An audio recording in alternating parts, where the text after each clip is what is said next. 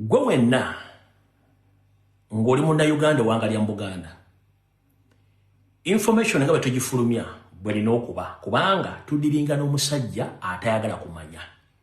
Kati gwe bw'onoloza nti gwe tudiringa naye ayagala okumanya, kiba kizibu. Tutandise. Now, if you hear a Muganda talking Baganda, you know he's an enemy of Baganda, number one. And secondly, an enemy of Uganda and an enemy of Africa. And we shall crush those enemies as we have done in the past.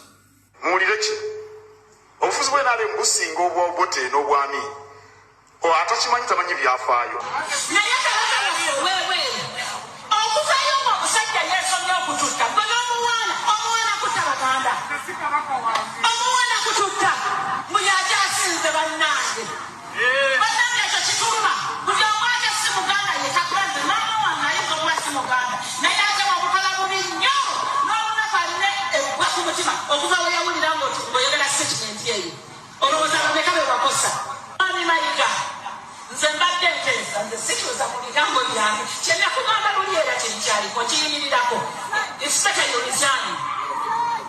It's better you resign. It's better you resign. You can resign. You can resign. You can resign. You can resign. You can resign. That's the member.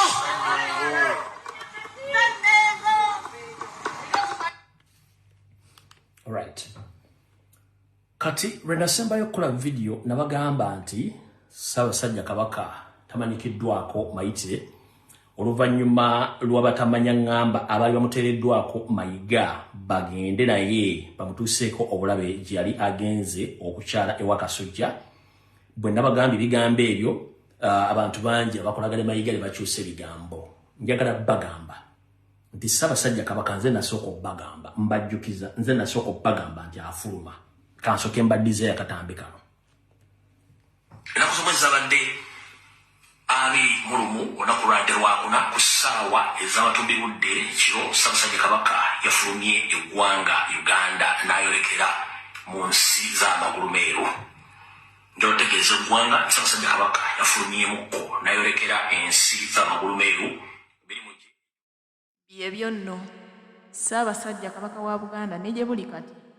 tannamanyikwako kifo kituufu wawaali. Wabula ye Charles Peter Mayiga alaga nti buli kimu kiri okke, buli kimu kigenda mu maaso mu Bwakabaka bwa Buganda era tewaliiwo buzibu n'obumu buliwo. Naye nga Kabaka wa Buganda abukuuma talabikako. Ono yawambibwa amagye ga SFC olunaku olw'Emmande ng'ava gye yali avudde ebweru w'eggwanga okujjanjabibwa okukomawo wano ku butaka. Bwe yatuuka ku kisaawe olw'okuba munnange ekisaawe kya Museveni, amagye ge ag'SFC bwe gatyo ne gamuwamba. Naye Abaganda musirise nnyo, musituke mulwanirire omutanda kubanga ono ye Ssaabasajja yafuga bw'aba taliiwo. Munnaaye ebinaddirira tetubimanyi. Omusajja oyo n'asirika. Eba ebula essaawa ntono nnyo emisinde gibeewo enkeera ku Sande najja ne statement eno nga nze namusookayo kyovula mbagamba nti bwe nkola information gwe sirika tulawuliriza najja ne information eno. Enkola yaffe nga bw'ebeera bulijjo Ssaabasajja Kabaka atusimbula ku makya. Ekindeese wano olwaleero kubategeeza Ssaabasajja Kabaka yasiimye enkya n'alinnya Lubuga Agnes Nabaloga y'abaatuwuubira ng'atusimbula. Nga 21 mu Gulansigo Ssaabasajja Kabaka yagenda e Bulaaya okulaba abasawo be. Abasawo baali beetaaga okwongera okumwekebejja ate n'okulondoola obujjanjabi. Bw'atyo n'atasobola kudda mu budde so nga olunaku lw'emisinde lwali lumaze okulangirirwa. Ssaabasajja Kabaka ajja kudda ng'abasawo bamaliriza okulondoola ensonga z'obujjanjabi. N'ayogedde n'Omuteregga nga musanyufu olw'engeri abantu ab'enjawulo muli Pulezidenti Museveni, Sipiika wa Paalamenti Anita Among, n'ababaka ba Paalamenti, ab'oludda gavumenti abakulembedde Honorable Joel Ssennyonyi abakulembeze b'eddiini tetugenda gendayo kati omukulu oyo bwe mmala ofulumya vidiyo yasirika ebebula eddakiika ntono nnyo najja ayogere kati ekikwasa ensonyi ku bantu abagendera ku Ssaabasajja Kabaka ye mukulu ono n'akabinja ke bamuyita Douglas Mukiibi oyo Douglas Mukiibi n'akabinja ke yagenda nako konna okumaliriza ensonga za Ssaabasajja Kabaka yali agenze okukyalewa Kasujja bano bonna bakomye mu ggwanga era ne bayingira Ssaabasajja Kabaka teyazzemu kulabika nziramu bagamba okumala eggobe mu kibya mukulu Mayiga twagala Ssaabasajja Kabaka ebisiga tetwagala bimanya ne bw'onoosasula wolokoso propaganda ku social media na buli kimu twagala ekintu eki Ssaabasajja Kabaka omukulu Douglas Mukiibi ye omuwandiisi w'ekimpatira kuba Ssaabasajja Kabaka yamugoba Mayiga n'amulemezawo ne Museveni ng'abega Ssaabasajja Kabaka mwenna abaagala okuwuliza omusajja ono ebigambo wandika essimu ya Douglas Mukiibi wandika essimu eno 0772 erine ku WhatsApp 0772 47 39 49 juwandika awo wandika essimu awo tugende 0772 49 39 49 juwandika awo mangu mumubuuze bwe baamuteeka okugenda ku Ssaabasajja Kabaka gye yakyali wa Kasujja bwe baakomye obuna delegation Ssaabasajja Kabaka baamutaddewa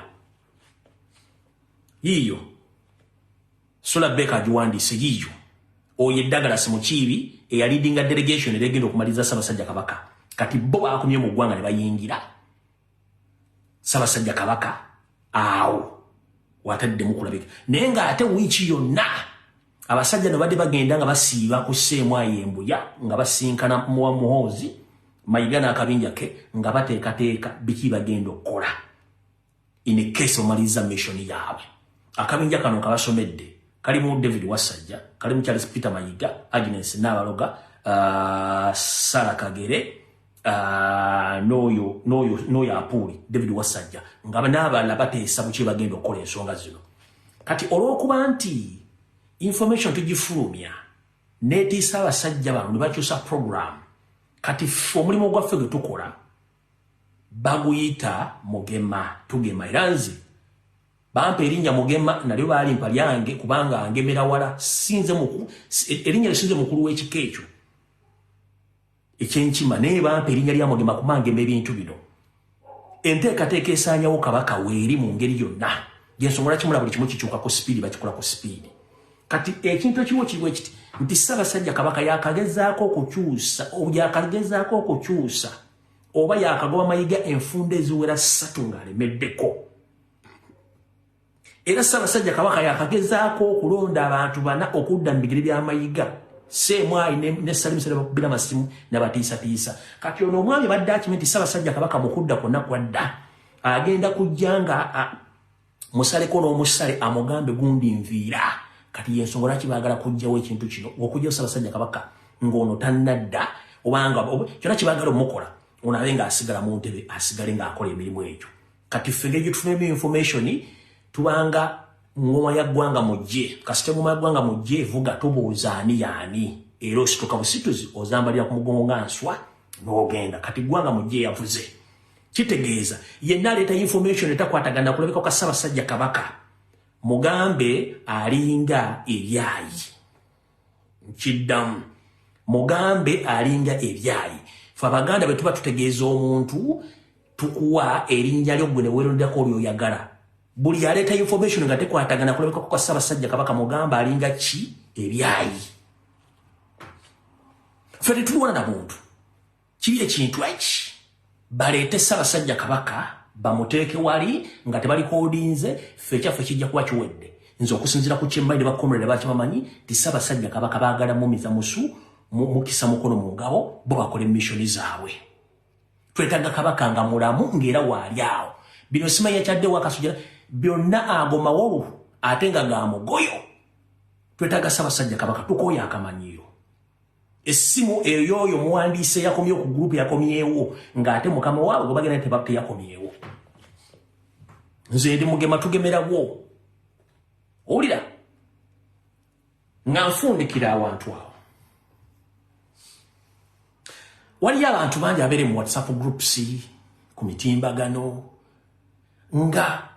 yeeyita eriti yasoma amanya ina gakigane munenga okusoma kamumenyera bwere n'okunyika ebinya muki n'okunyika ebigere mu baafu basajjamu ne bakazi mwaka mbasomesa ekigambo kino mu Buganda obwaffe bajjajjaffe balwanira okugaziya obukulembeze bwonna bwali buteeketeeke era kyali nga kizibu nnyo Omuganda yenna okuvaayo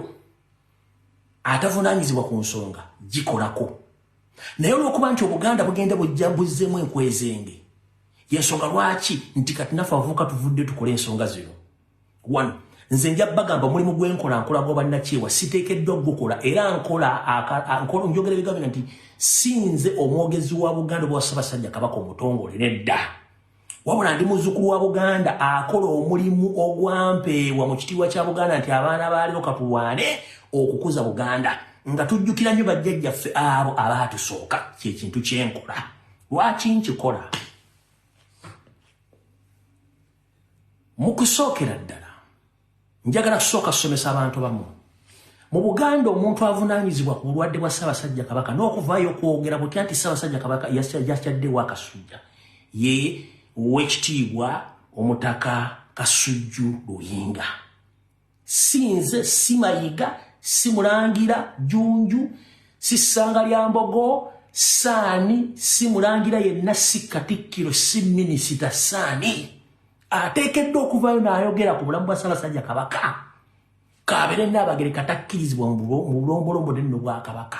wabula omusajja ali ogu Oweekitiibwa Omutaka Kasujju Luyinga kiki ekyatuuka Kasujju Luyinga kyemutamanyi kyemwagala mbagambe kati oli bwajja n'akugamba n'engalabiye nti nga Nnaabagereka tavudde kwogera ku bulamu bwa Ssaabasajja Kabaka Nnaabagereka amanyi amateeka n'ebiragiro mu bulombolombo mu bufumbo bwe talina waasobola kwogera ngata Ssemwanga Kabaka alina abaana be amwagala okusinga ffe ssebo njagala kugamba Buganda kubalwa ku baana abasinga temuli Baganda omwana wa Ssaabasajja Kabaka oba muwala wa mulenzi be tuyita Babalengera Bambejja tebateekeddwa kwogera ku bulamu bwa kitaabwe wadde n'olunaku n'olumu kabeere mulangira nga muganda wa Kabaka tateekeddwa kabeere Mayiga tateekeddwa ali omuntu ogu Oweekitiibwa Omutaka Kasujju Luyinga gwe baasenza olutinga ekikere kati bannange mwali mwagala Kasujju Luyinga bamuzikizza Mayiga enkweze nga tali Muganda nga mission tugitegedde nti yali mu lukolo okutta Ssaabasajja Kabaka kati ffe Abaganda mu kitiibwa kya Buganda baatuwa obuyinza tusirike ffe nga bwe tumanyi nti engoma gye bayita Gwanga Mujja Oluvuga ozambadde ku mugongo ng'answa kati ffe tukola ng'engoma Gwanga Mujje naye nga tukikola mu bulumi kubanga tetwandisaanidde kukola kigambo kino oba kubyogera ndowooza otegedde kati gwali mu WhatsApp group nga weebuzaabuza nga Afukanda nga tomanyi bulombolombo na nno bwa Buganda nti teri mulangira Mumbejja kabeere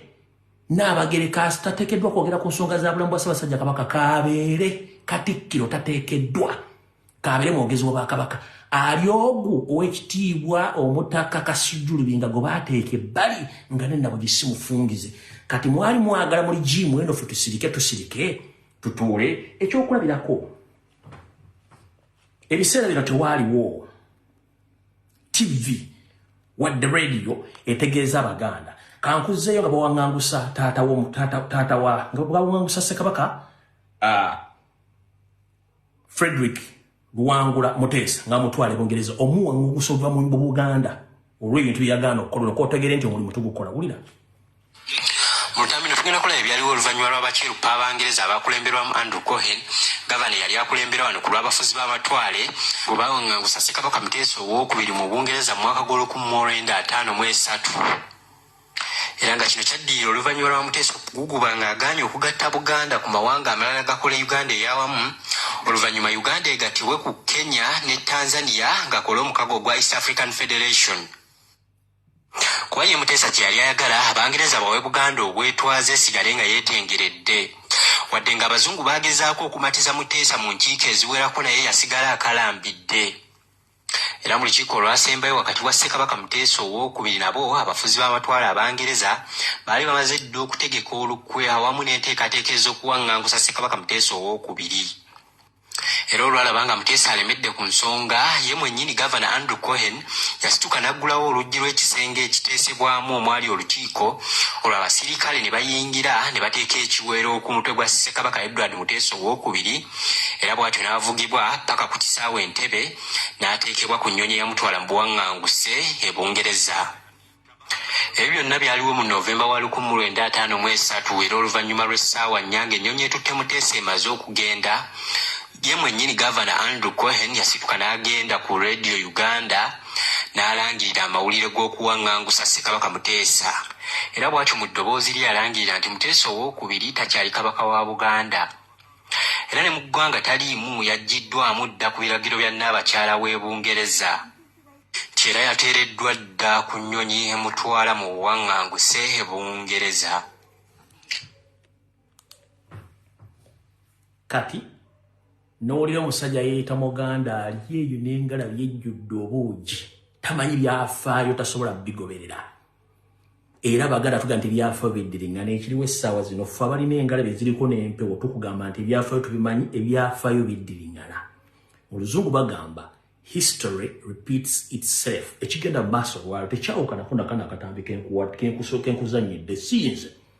gwe musajja mukulu ali mu WhatsApp group n'ali ku Facebook n'ali ku TikTok ng'ebintu bino tobitegeera. Mukulu tandika okwebuuza Obuganda bwe buvaawo bwa ddi ndowooza otegedde. Nkuddiremu akatambi. Nkuddiremu akatambi. Kankakuddiremu. Mutamino tugenda kulaba ebyaliwo oluvannyuma lw'abakirupa Abangereza abakulemberwamu Andrew Cohen Gavana yali akulembera wano ku lw'abafuzi b'amatwale bwe bawaŋŋangusa Ssekabaka Muteesa II mu Bungereza mu mwaka gw'1953 era nga kino kyaddirira oluvannyuma lwa Muteesa okuguguba ng'agaanye okugatta Buganda ku mawanga amalala gakola Uganda ey'awamu oluvannyuma Uganda egattibwe ku Kenya ne Tanzania ng'akola omukago gwa East African Federation. Kuba ye Muteesa kye yali ayagala Abangereza bawe Buganda obwetwaze esigale nga yeetengeredde wadde ng'Abazungu baagezaako okumatiza Muteesa mu nkiiko eziwerako naye yasigala akalambidde. Era mu lukiiko olwasembayo wakati wa Ssekabaka Muteesa II nabo abafuzi b'amatwale Abangereza baali bamaze dda okutegeka olukwe awamu n'enteekateeka ez'okuwaŋŋangusa Ssekabaka Muteesa II. Era olwalabanga Muteesa alemedde ku nsonga ye mwennyini Gavana Andrew Cohen yasituka n'aggulawo oluggi lw'ekisenge ekiteesebwamu omwali olukiiko olwo abasirikale ne bayingira ne bateeka ekiweero ku mutwe gwa Ssekabaka Edward Muteesa II era bw'atyo n'avugibwa paka ku kisaawe Entebbe n'ateekebwa ku nnyonyi eyamutwala mu buwaŋŋanguse e Bungereza. Ebyo byonna byaliwo mu Novemba wa 1953 era oluvannyuma lw'essaawa nnyange ennyonyi etutte Muteesa emaze okugenda ye mwennyini Gavana Andrew Cohen yasituka n'agenda ku Radio Uganda n'alangirira amawulire g'okuwaŋŋangusa Ssekabaka Muteesa era bw'atyo mu ddoboozi lye yalangirira nti Muteesa II takyali kabaka wa Buganda era ne mu ggwanga taliimu yaggiddwamu dda ku biragiro bya Nnaabakyala w'e Bungereza nti era yateereddwa dda ku nnyonyi emutwala mu buwaŋŋanguse e Bungereza. Amawulire ago gaakuba wala abantu ba Buganda nga n'abamu emitima gy'abavaamu kyokka bambi ne Nnaalinnya Zaalwango bwe yawulira amawulire g'okuwaŋŋangusibwa kwa Muteesa n'ayabulira obulamu bw'ensi eno. Kati mwagala tutuule tusirike kubanga Omunyarwanda ali Emmengo ne mukama Omunyarwanda ali waggulu Museveni batudde Emmengo.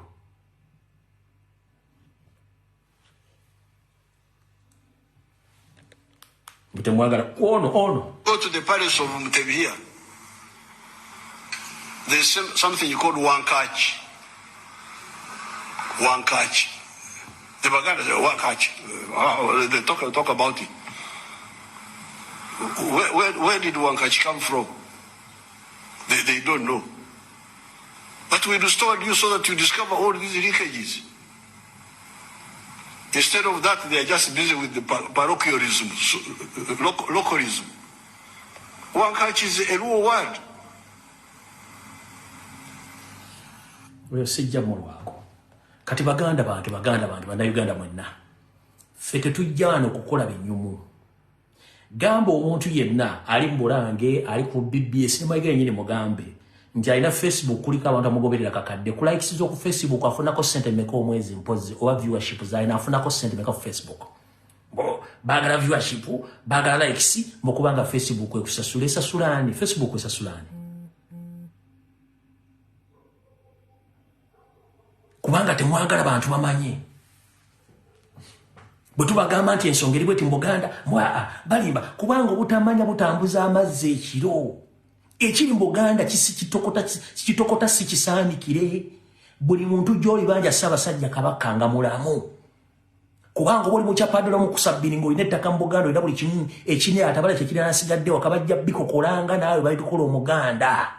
Obuganda sinze lumbuye saani Buganda bantu bonna bali mu Buganda basangibwa mu Buganda mutegedde bulungi nnyo ndowooza awo tuvuddewo mwagala kugamba nti okuwaabirwa kutandise leero nono president bamuwamba ku kisaawe singa tewaliwo kamera ya gundi ya Honorable Nyeko Derek mwandigawe mbwali ludda wulira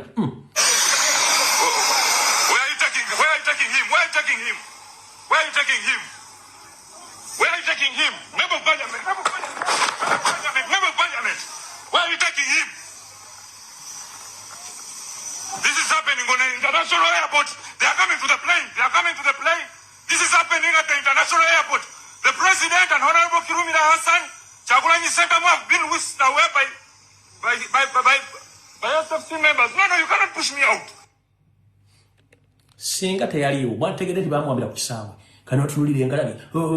ffe tetugenda kulekana nammwe tugenda tutambula n'abo abalina okutambula n'ensi nga bwetambula Museveni yabagamba Ugandans are full wano wetulaga Dr. Ruth Acheng n'abasigadde mutuule kano njala kazanyako seconds 2 wulira Uganda is so rich as you can see. Even a fool can survive here. Kankadde mukano banda Uganda baki bagwawa kubanga n'omusiru omugwago mulala asobola okujja n'abeera mu Uganda wulira Uganda is so rich as you can see. Even a fool can survive here. Waki Museveni agamba even the fool can survive in Uganda? Dr. Ruth Acheng ansubire nti otuuse kavudde kwanjula kati video etandise ennaku z'omwezi ziri 26 zakonka ku mwezi ogwokuna omwaka 2024 ansubire nti bulungi Bannayuganda nga bwe mbagamba nti ebintu byetukola binyiiza abantu abali mu system n'abali mu system kubanga ebbanga lyonna babadde bakola ebikolobero nga tebiri exposed since 1960s 70s 80s 90s 2000 badde batta Bannayuganda naye nga tewali social media nga tewali kintu muntu yenna asobola kuvaana exposing ebintu bino kati until social media bwazze nga Museveni yali yattanga abantu ng'asirika naye nga kubanga yali amanyi nti UBC ye TV eriwo ne radio teriya kubyogerako ne batta abantu until bwe tuzza olwayo kati baganda bange mwenna information gyembawa njala mugitwale kikulu wabula gwe atagitwala kikulu sikunenya kubanga eriyo n'awakanya Katonda ti Katonda taliyo eriyo n'awakanya muzadde we ekyo tukireka njala soka babuuzaana ekibuuzo kimu nti obuteebuza butambuza amazzi ekiro omuntu yenna eyali atambuddeko ng'ofuluma eggwanga oba eyali agambiddwako ogende weegome yellow fever ofune yellow book ya sente mmeka wandiikawo sente mmeka nkuddire mwana nko information mugenda kutya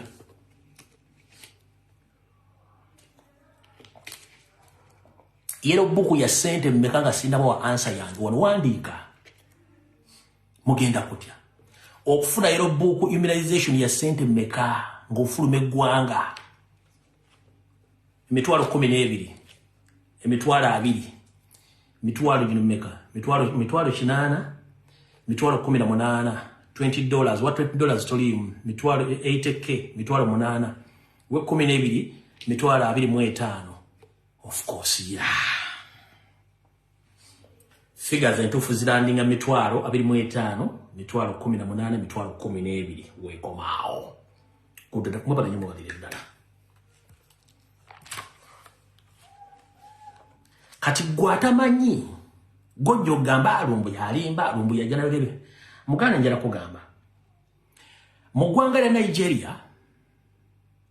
baleeta eddagala lya yellow fever okugema abantu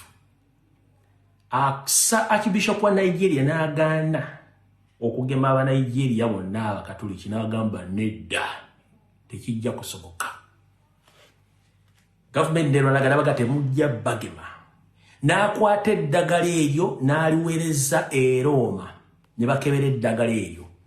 Roma ne confirming ate bitundu 75 ku buli 100 eddagala eryo lirimu obukukufa oba lirimu ebintu oba lirimu ebintu bitakwatagana bulamu bwa muntu era nga bali kuba oyinza obutazaala wobotofunisa mukazi lubuto tebagema yellow fever mu ggwanga lya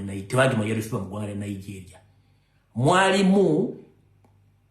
substance ezigana omukazi ofuna olubuto omusajja ofunisa omukazi olubuto era Nigeria bagana okugemesa yellow fever. Do you copy that? Nabalagano ka video wiche wedde ngomwana bamugema yellow fever na ika Windows kati banyabo ne basema njala kubuza Museveni wagenda n'akwata omukazi wa State Council n'amuggyako cucumber 3 n'ennyanya 7 n'amukwata State Council n'emukwata n'akwata wa boda n'akwata wa taxi n'akwata wa kagaali n'akwata omutembe alina capital mitwalo 10 atunde binyeebwa n'amuteeka mu kkomera kati n'ojjoga nti Museveni n'aleke okujjako emitwalo 18 oba 25 ajjage nti yellow fever wa bwereere bamugemera bwereere njagala oddeyo mu Uganda ne history myaka Uganda n'emyaka 62 tugenda mu 63 ombulire bali bagenda nti bagema yellow fever mu Uganda bage video temukubagana mimameme ukakkane bulungi nyuma muine emputu mukakkane sebo Museveni afiro mitwalo 18 buli yellow book ajja genti yellow fever wabwere buyumba mugeme kati ladies and gentlemen omukyala Dr. Ruth Aceng Dr. Dana Atwine ku biragiro bya Museveni bakuba abaana ba mu butwa tebagenda kufiirawo wabula abaana afa bagenda kufa abatagenda kuzaala tebagenda kuzaala n'abatafunisa embuto tebagenda bafunisa mbuto eyo totolosi gye mwakola ninga nabawoninga buli kataba ka kyenvu ka mitwalo 20 ku 12 ye Museveni yaganda agenda bagemera bwerere kuba yali abalaki bajja batta na kino temwakimanya emabegako nga bagema obulwadde bwa polio bagema bannayuganda bagate mukkiriza bagema mukimanyi nti Dr. Ruth Aceng yatula mu boardroom meeting ya Minister of Health neyetondera board members nabagamba I'm very sorry comrades about the polio vaccine. It was a mistake and the vaccine was error. Vaccine yali error yalimu error. Ninga amazo gembana babantu bonna. The vaccine yalimu error. Tebakiteeka ku mawulire, tebakiteeka wantu wonna temwakira ku social media. Wabula yagamba banne abali minister bagamba bale munansonyi tukole kintu ne eddagala yalimu era kubanga obwe tebamujjanjaba teri mwana ameba parliament gwe bali bagemyeko teri mwana alimu wa minister gwe bali bagemyeko omuntu yenna ali mu government oba omuntu yenna akola mu kitongole kyefaananyizako ekya Museveni gwe bali bagemyeko wadde empisonage bagema bamwe mutegedde yagamba yetondera banne bakola mmene bagamba nti munansonyiwa ekituufu kiri nti eddagala lyalimu ekikyamu lya polio ninga amaze bagema bwe najja nendwana nabo ku kintu kya yellow fever naye mugambye Museveni ng'akimanyi nti alina dozi miliyoni 8 eza vaccine ya yellow fever nga buli vaccine ya mitwalo 12 n'agikuwera bwerere yakuzaala